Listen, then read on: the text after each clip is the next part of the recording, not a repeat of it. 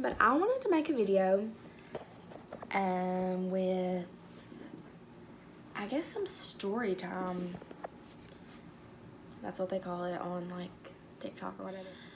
I work at a childcare facility, a daycare, and you honestly just never know what you're gonna do for the day. You hear some funny things, you hear some sad things, you see some sad things, you see some funny things. Like, it's so much fun, but it's also heartbreaking. So I just wanted to share a quick story time from this week. Obviously, I would never say a child's name, or I would never give anything like that out. But this was on, let's see, Wednesday morning. This was on Wednesday morning. And on Wednesdays and Fridays, I go into work at 6 o'clock. Okay, well, one of the children needed to go to the restroom, to the potty. So I took the child. And when I got the child in there, I proceeded to like put her on the potty. The child, I won't say. Anyways, I proceeded to put him on the potty. And I realized that they had already had an accident in their underwear. So I, follow what we're supposed to do. To get to our resource room, was gonna like wash it out, put it in the washer and then the dryer. But when I went to clean it out, there was still, like, obviously there's gonna be some like poop in there, but this was like a solid. So here I am, like, trying to wash out the underwear, and it gets stuck literally in the drain. This is super gross. So if you're not a mom, or you're not like some kind of caregiver, you probably don't want to watch this if you have a weak stomach. But I'm telling you, like, I used half a thing of bleach, got the sink cleaned out, got it in the washer, like, that was took care of. But the way that our washer and dryer is set up, like, here's the washer and the dryer is above it, and it sits right beside a sink. And the washer drains into the sink. Well, being that I had used the sink, I forgot to put the hose back in the sink. So your girl here flooded the room, which it's happened before. But the embarrassing thing about it was a mom had just dropped off her child, and she was walking, and I seen her like look around the corner into the room, and I was like, what is she looking for? She's like, has anybody noticed this? And I'm like, no. But guess whose fault it was? Mine. So I just like proceeded to go in there, and this lady I work with, I just like love her. She helped me clean it up, and we got it cleaned up, got the towels in the washer, but that all happened before 10 a.m. and I was having such a good morning, which I had a good day. Like, I didn't let it run my day, but you can't make this stuff up. Like, this happened before 10 a.m. Like, that's daycare life. I mean, you hear a lot of stuff at daycare. It's great. Like, I love working at daycare because children are just the sweetest. Like, we have this one little boy, he has the biggest heart. Another person I work with, she needs a new cell phone, and he's like, well, let me go home and count my allowance, and I'll buy you a new cell phone. Like, these kids are so sweet. I mean, they're 5 and under, and then, like, we also have school age, but during the day it's 5 and under, and they have, like, the biggest hearts. Now, granted, some of them can be very ornery, but they have a big heart. To work in daycare is not for the lighthearted. It's not for the, like, it takes a special kind of person. And I just feel like we deal with a lot of stuff. It's the children that go through this stuff, but we have to be their counselor. We have to be their mom for the day. We have to be their caregiver, their teacher. You know, we're a lot of things. We're not just like, oh, you work at daycare, you get a paycheck for taking care of kids, babysitting kids. It's not just babysitting kids at daycare.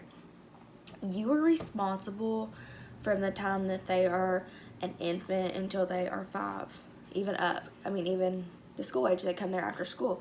So at that time, you're responsible. Help them get their homework, make sure they have a snack, you know, make sure they had a good day. If they didn't have a good day, let's talk about it. Why didn't you have a good day?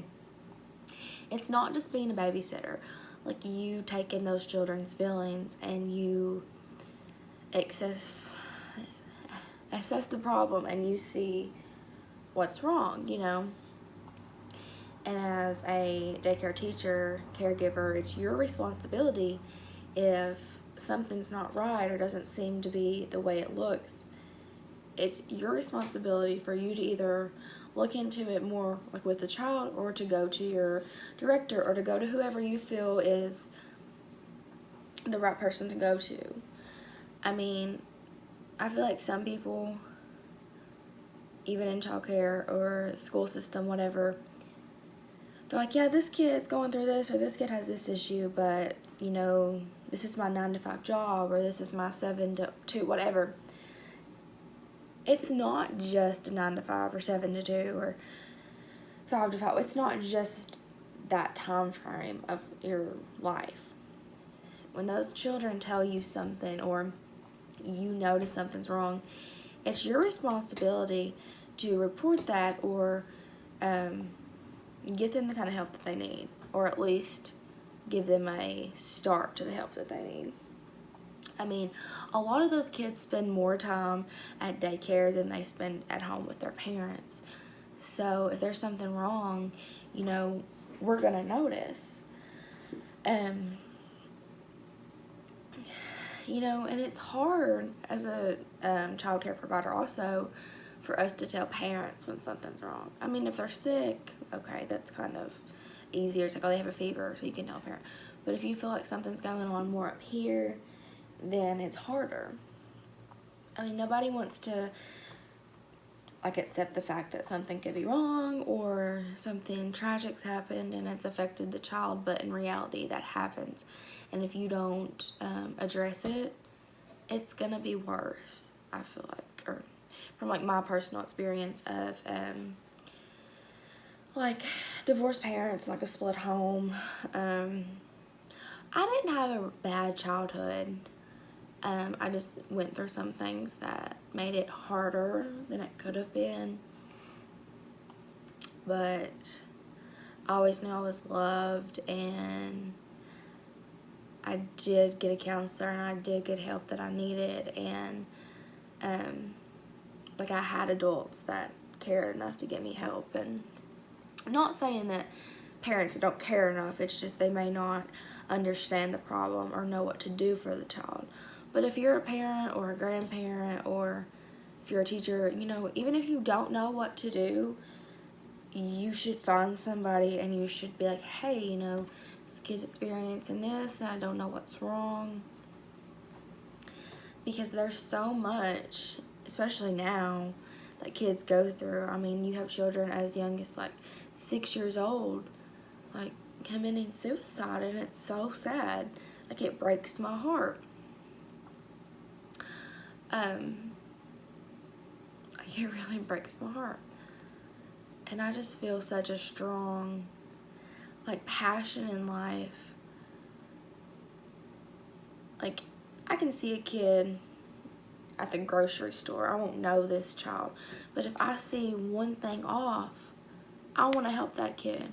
I want to know why the kid's going through this. I want to know why this kid doesn't have shoes on. I want to know why this kid's not dressed warm. You know, I want to know what's wrong. But when you're not in a position to do that, it's kind of like, you can't do that. I mean, working in daycare, you see the problem firsthand, and you can only do so much. You can go report it. You can go talk to the parent, as long as, you know, the director gives that permission. But you give your director what you know, you document it. You know, there's only so much you can do. But whenever you do see an issue and that child goes home at the end of the day, you don't know what the child's going home to. And it's just really hard to see. Even when I was younger, like seeing kids I went to school with or younger kids get off like the school bus and I knew something was wrong, even then I'm like, okay, I want to help that child. But you can't help everybody, and I wish that you could. But what you can do is your part. So if something's off or something's wrong, you can document it, you can address it, you can report it.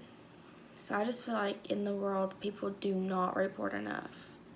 If you see something that you don't feel is right, then report it.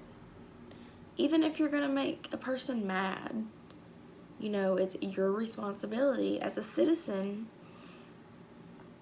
as a person, it's your responsibility to help others. It's just something I feel very strongly about, and it's something I feel like does not get talked about enough, or excuse me, it doesn't get like enough spotlight. Like childhood suicide and childhood depression and anxiety, it's so real. And you know, people just push kids off as like, oh, they're mean, that's a mean kid, don't want to deal with that.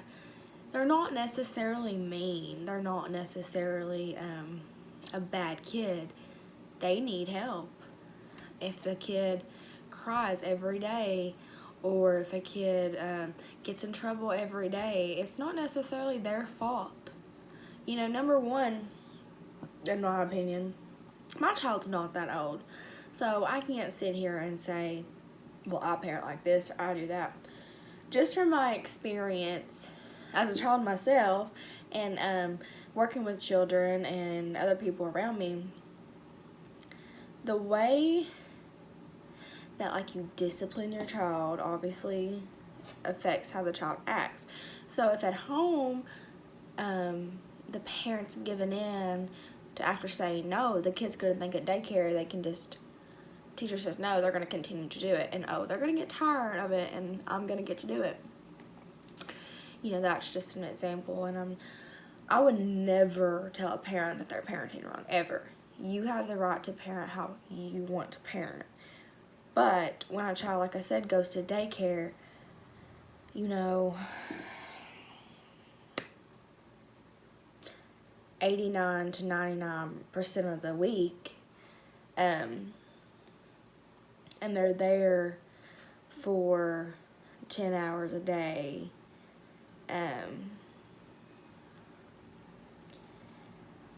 it makes a difference if, like, daycare and home is on the same page. And I get, at the end of the day, you're tired from work. You don't always feel like dealing with it. And I get that as a parent. I completely do. But when a kid's like 2 and 3 years old and they're in trouble every single day, like there's a reason they're doing that. It's either for attention or just because that's the way they act, you know, or other reasons. And I just wish that there was better communication in the world about stuff. And not just like, oh, well, he's an honor kid or she's an honor kid, so she just needs to be spanked and, you know, so on her way. That's not always the reason. Like, sometimes there's an actual issue, there's an actual problem, and I can't help but be that person that wants to sit down and I cannot say that tonight, just look at every single thing and be like, okay, you know, this is where it started, this is what's wrong, this is how we're gonna fix it. But I can't do that because I'm not in any kind of position to do that. And it really just sort of stinks. And I know that's why I need to go to college.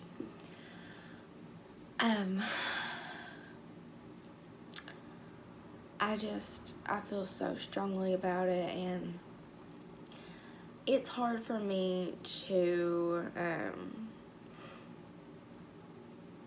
not necessarily get along with other people that see things differently, but I just sometimes have to like hush, because I'm like, I'm gonna overstep, or, you know, maybe not necessarily overstep, but I'm just gonna say my opinions that person may not see, or that person may not even care about. So, yeah, I'm not sure how I got into this conversation, but obviously it was on my mind. I just feel like as a childcare provider, worker, we do not get enough appreciation. That probably sounds like really selfish from like a childcare provider, but I'm not just saying myself, because like my position right now is a floor assist. Sometimes I'm in the classroom, I take children to potty, and that's another thing. Like, we really are like their potty trainers a lot of the time, because like I said, they're there all day long, and I get you're tired when you go home, but if we're not doing the same thing at daycare and the same thing at home, they're never gonna potty. Like, I just have all these opinions that I keep kind of in. I mean, there's some people I'll let them out, but I keep them in a lot because I'm like, is that appropriate for me to say? But this is my YouTube channel, and I'm not saying anything necessarily wrong. This is my opinion. This is how I feel. At work, I'm always like, this is my mother opinion. This is my daycare teacher, care provider, whatever opinion. So right now, this is my mother opinion. This is my outside of work opinion. And this is my just personal opinion. You know, with my child, it has not been easy, like, to say the least. It's not been easy, you know, whenever I found out I was pregnant, I had literally just turned, I had just turned 18, like the week before I found out I was pregnant. And then the week after is whenever we had planned to get married. And anybody that knows us personally knows our issues, knows whatever. But it was an emotional time for me. I mean, I was happy. I was having a baby. I was scared. But, like, automatically, I mean, I was happy. And of course, you're thinking of all these things, like, what do I need to do? What do I need to plan for? And I was reading whatever I could. I was watching whatever I could.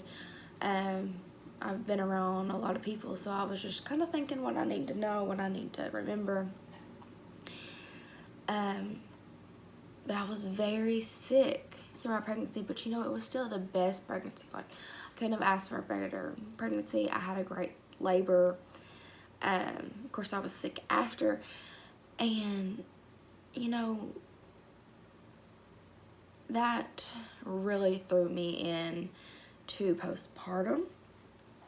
And that's something else that just, I feel so strongly about. Like, that's another reason I wanted to make this YouTube channel. And I've kind of been scared to make videos about it because it is such a sensitive topic. But again, it's something I do not feel is addressed enough. I feel like a lot of times it's looked down upon, like, okay, you had a baby, but you got to take care of that baby. This is, you know, blah, blah, blah, blah.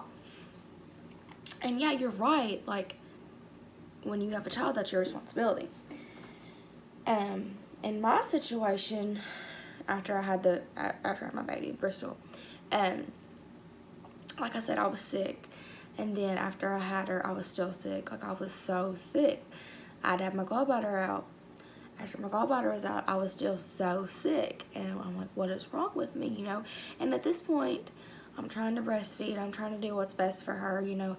I was so happy at that hospital whenever I figured out, you know, I can breastfeed. I can do this, because I was so excited to do that. And I had a good supply. I did everything that they told me to do. But because of my gallbladder and because of my sickness, I had to be put on medicine. And after I had my gallbladder out, I had a bowel leak. if you know my Facebook or you know me personally, you know all this. But I had to have a stent put in after the bowel leak, and I was in and out of the hospital, and I was trying to take her with me to the hospital. I was trying to pump all I could. And you know, a hospital is no place for a newborn baby. Where I had my gallbladder out was the Russell County Hospital, if you're familiar with that. And they allowed me to pump, and they would, you know, put it back for me, whatever. And then my mom had brought her like the night before or the day of, I don't remember, so I could actually feed her outside the hospital. They let me go outside, and I did it in the car just so she wasn't exposed to like the germs. But so she wasn't like exposed to the germs and stuff. And then I had my gallbladder out, and this was like the week of the fair. So Bristol was born early, like earlier than she was supposed to be. 3 weeks earlier. Not anything, you know, major, but it was early. And I guess she was like a month old when I had my gallbladder out. I'm trying to think. It was the week of the fair is why I'm trying to think about it. And if you know me, you know I've always liked the fair. Even if I don't get to like ride anything, I just like the fair. And I had decided, it was like the night of the demolition derby, and my mom kept her, and I felt so bad because my mom likes the demolition derby too. But I went. I was feeling okay, but I knew I was still in pain. But I was like, I'm going to this. I'm doing this. It may have been the trout pool. It was the derby or the trout pool. I don't remember. But either way, like, I told Tyler, I was like, I'm not leaving this fair until I get me some fair food. That was a big mistake. I don't remember if I ate. I don't even remember what I ate. And it wasn't that much of whatever I did eat. But this was on a Friday night, and by Saturday morning, I'm thinking it was Saturday morning, I had Bristol, and Tyler had left. I don't even know why he left. I don't remember, but I was like, I'm sick. Like, I'm sick. I need you. But of course, in his head, he was thinking, like, she had her gallbladder out. She's not sick anymore. But me and Bristol were home. We were laying on the bed. I had her on top of me, and it took all I had to get her laid down because I was going to be sick. But I want you to know, like, she smiled at me the whole entire time. Like, she's always just been the happiest thing. But anyways, so then at this point, my stepdad Neil came to get me and her. I don't remember where my mom was. I don't know. But he came and got me and her, and we went to their house. And at this point, I'm still sick. I'm in pain. So my mom took me back to the hospital. And let me think about this. Yeah, she took me back to Russell County, and I was like, you know, I have my gallbladder out, blah, blah, blah. I'm in pain, still sick, whatever. And one of our family doctors, he also works ER, and he was working. And he checked me, and he was like, okay, this is what's wrong. You know, he's like, I don't specialize in this, but I'm going to call this doctor, blah, blah, blah, blah. And that doctor that actually, I can't talk, that he had called was like the CEO of Somerset Hospital, Pulaski County. He's actually the one that put my stent in.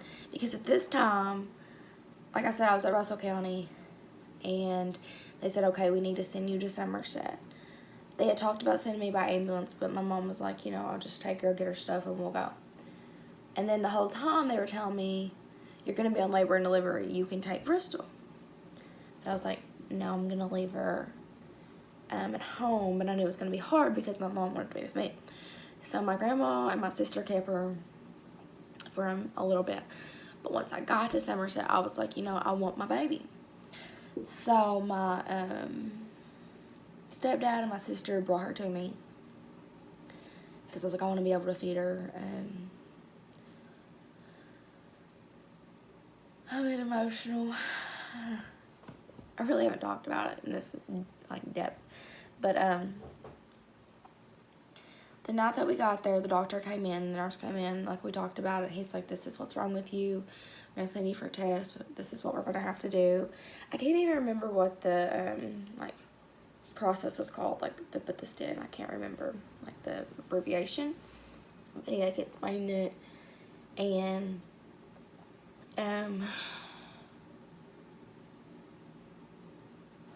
Bristol was allowed to stay with me. My mom stayed with me. And then the next day, I think my mom stayed with me. I honestly don't remember if my mom stayed or Tyler came. I don't remember. I'm pretty sure my mom stayed and Bristol stayed. But anyways, the next day, they took me in at like 8 o'clock in the morning. Surgery, and my mom was there, and of course Bristol was there, and my dad came. I think my grandparents were there. And apparently, after the surgery, my heart rate was like at stroke level. Like, I didn't know any of this was going on because obviously I was out of it.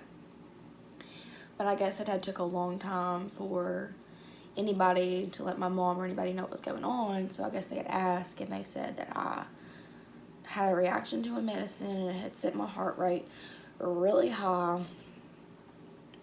So that happened. I didn't know about any of this till the next day. Like, I was out of it for the rest of the time. But I do remember being in, I guess, like the recovery room. I guess this was after, I don't really know if it was after or when. I just remember being like, I have to pee. Like, you're going to have to let me go pee. And of course the nurse was like, well, let me get you a bedpan, blah, blah, blah. And all I remember is like, I'm pretty sure I just let it out. And then I don't remember nothing after that. And then I remember somewhat waking up in my room. Like, after I had my gallbladder out, I was the same way. I couldn't wake up. They couldn't get me to wake up. Like, they said they tried all day. I didn't get to go home until, like, 6 o'clock that afternoon. And I'd had it at, like, 8 that morning. They just couldn't get me woke up. But then back to my stent, I remember somewhat waking up, and my granny had took me like to the bathroom, and I guess I was like falling asleep on the toilet, and everybody said I was super mean to her, and like I was never mean to my granny, so I felt really bad. Like I said, I didn't know any of this. Even the next morning, I woke up and my mom was gone, so I was by myself, and I felt fine at this point. Like, I ate and I was okay, but I had no clue what had happened the day before. Like, no clue. But once I had went home, my mom and Nanny was like, okay, you know, do you realize what you had could have killed you? You almost died because you had like this big reaction. And I was like, no. I didn't realize like the bile leak was as dangerous as it really was. Because you don't think about it. You're just like, okay, well, I'm going to have this surgery and I'm going to be fine. Little did I know, if I hadn't been in as much pain and I hadn't went to the hospital, then I don't know. But I had good doctors and they took good care of me. So, I just thought I would share that. I didn't really mean to, but, you know, my main point of that was after all that had happened, I really,